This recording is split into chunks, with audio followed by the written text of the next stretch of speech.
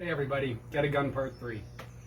The anti-rights folks like to use lots of lies and manipulations in their arguments. The first being more guns equal more crime, and the second one being that if you have a gun in the house, it is 4 times more likely to be used against you than if you didn't have one. So we'll start with the second one first. This is a statistical manipulation.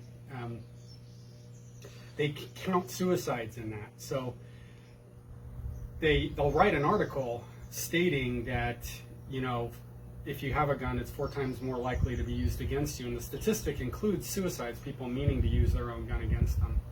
But in that same article, they'll write other stuff and make it appear or seem like guns are taken away from their rightful owners and used against them, which isn't very common. It's total crap. The second lie is the more guns equal more crime. This has been thoroughly debunked. In 1994, Bill Clinton commissioned a study that concluded in 2004. There were 15 researchers, 14 of them were liberals, 1 was a conservative. The conservative complained about bias and cherry-picking data in the study on right to carry and its deterrence and how much it reduced crime.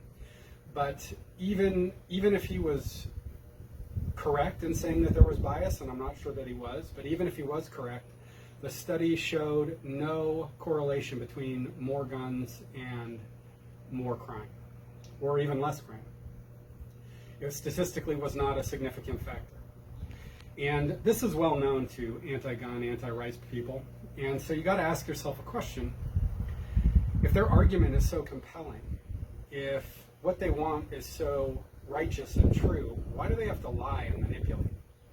You know, they ignore all the defensive gun uses. They ignore the 500,000 crimes that are stopped every year with guns when they make their anti-gun arguments.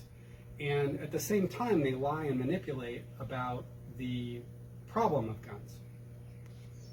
And we could, look at this and say, maybe they're pro-rape or pro-homicide, but we'd have to be as dishonest and disingenuous as they are to really say something like that. I think the reality is that they're looking at the greater good, and all these additional crimes that would occur if we were to change our gun laws is the price that they're willing to pay if they're going to see their righteous society created.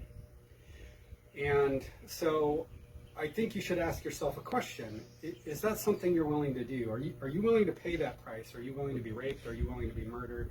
Are you willing to be beaten and robbed in an effort to see somebody else's ideal society created? I'm not. I don't want it to happen to my family. I don't want it to happen to yours. So get yourself a gun and learn how to use it.